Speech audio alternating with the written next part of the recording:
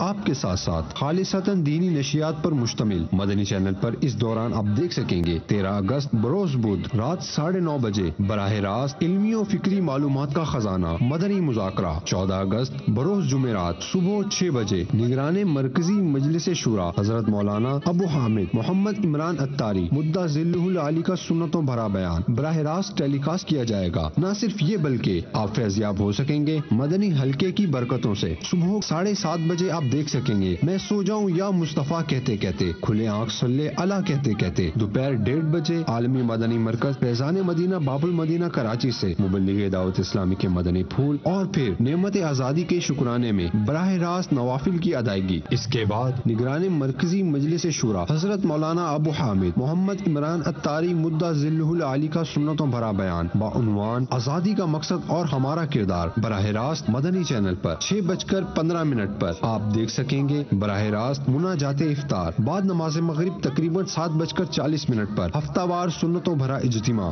براہ راست مدنی چینل پر پیش کیا جائے گا۔ اس کے بعد رات 10 بجے حب الوطنی کی خوشبو سے معطر مدنی مکالمہ بعنوان پاک وطن کے پیارے رنگ۔ تمام عاشقان رسول کو جشن آزادی مبارک ہو۔ کل بھی ہماری یہی پہچان تھی اور آج بھی ہمارا یہی نعرہ ہے، پاکستان کا مطلب کیا، لا الہ الا اللہ، کون ہمارا رہنما، محمد رسول اللہ۔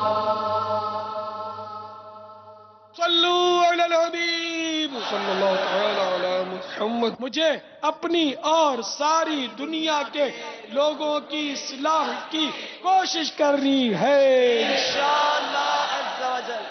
میں ابلی حسن بول رہا ہوں شہر مکہ سے، میں یہاں پہ سروس کرتا ہوں۔ مجھے ایک سوال پوچھنا تھا۔ سوال یہ تھا کہ ہم یہاں پہ رہ رہے ہیں، ہم کو حج کرنا ہے، اس میں لوگ کہتے ہیں کہ ایسے حج کرو گے تو یہ چوری ہوگی، تو اس کے بارے میں پوچھنا چاہ رہی ہوں کہ ہم حج کر سکتے ہیں کہ نہیں کر سکتے؟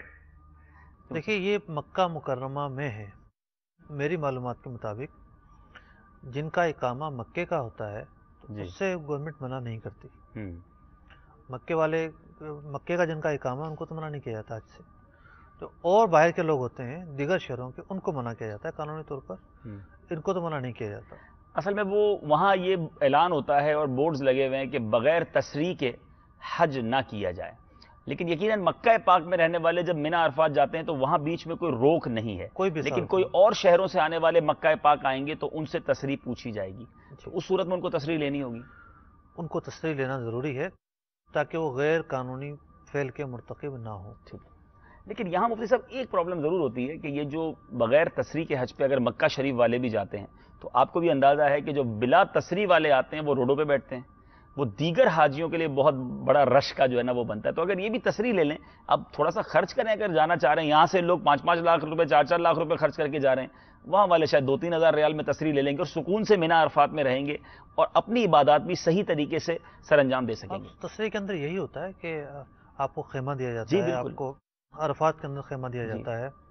ایک تو یہ کہ عبادت کا خشوع اور خضوع حاصل ہوتا ہے اس سے، اور پھر یہ ہے کہ گروپ کی صورت میں انسان سب لوگوں کے ساتھ چل رہا ہوتا ہے، اب وہ بیٹھا ہوا روڈ پر پولیس والے بار بار اٹھانے آ رہے ہیں، بالکل وہ بیچارہ اسی خوف میں سفر کر رہا ہوتا ہے، کبھی کوئی اٹھانے آ جائے گا، اچھا رات کو نیند نہیں ہوئی بنا میں، اب صبح عرفات جانا، ظاہر ہے طبیعت پہ انسان تھک گیا، تو یہ تمام چیزوں کو کیلکولیٹ کیا جائے۔ بارش آ گئی، بالکل بارش ہوئی ہے مینا میں کئی بار، سردی کے مواقع پر ایسا بھی موقع ہے جب بہت سردی میں حج آیا، تو یہ بہتر یہی ہے کہ تصریح لے لی جائے۔ صلو علی الحبیب صلی اللہ تعالی علی محمد۔ مجھے اپنی اور ساری دنیا کے لوگوں کی اصلاح کی کوشش کرنی ہے انشاءاللہ۔